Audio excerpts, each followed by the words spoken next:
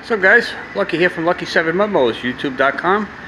Hit that little subscribe button on your left hand side, the bell on your right hand side to get all my alerts. What we have here is a Peerless 206 transaxle. Yeah, it's painted. And as you see, I fabricated some braces. A lot of people are asking how I fabricated some support. Well, before I do put it in, I want to show you guys really quick what I did and how I made it. Basically, you know about the transaxles, they only have one bolt, and that brace goes from the front of the transaxle to your frame, which is a little tiny bracket. There's really nothing else holding the front of the transaxle besides one bolt. And you all know they do come loose and they pop out, and you don't know, and now you have no support in your transaxle because it's going like this, wobbling. So what I did is I fabricated a brace that comes down here, welded it there. Yeah, I know my welder's no good, but I'm having an issue with my welder. But it still works. Made another brace on the side. As you see, I could cut the angle iron out to fit around, drill some holes, and place it. So now, just instead of one bolt, I actually have a total of 4 bolts. These are 3. And 1 on each side. The brackets, these here, 1 bolt goes to the frame, and it goes on the bottom. And I got a little piece of angle iron down here for the angle to go around. Just hit a space right there. This protects this piece here from hitting the rocks and cracking.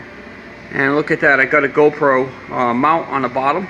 If you guys seen in my last video I posted, I did put a camera on the bottom as I was driving. I thought that was pretty good, cool view. So there's where the mount is done.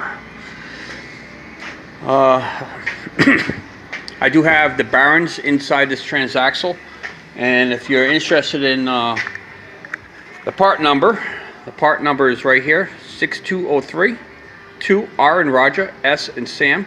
Of course, the shaft size, which is that size, 45256. And this here, I fabricated this bracket to go on the bottom. This goes all the way over here on the side. So this is going to keep it from twisting side to side. And then I have this bracket here, which goes up top, and this is connected to the bolts that attaches to the frame.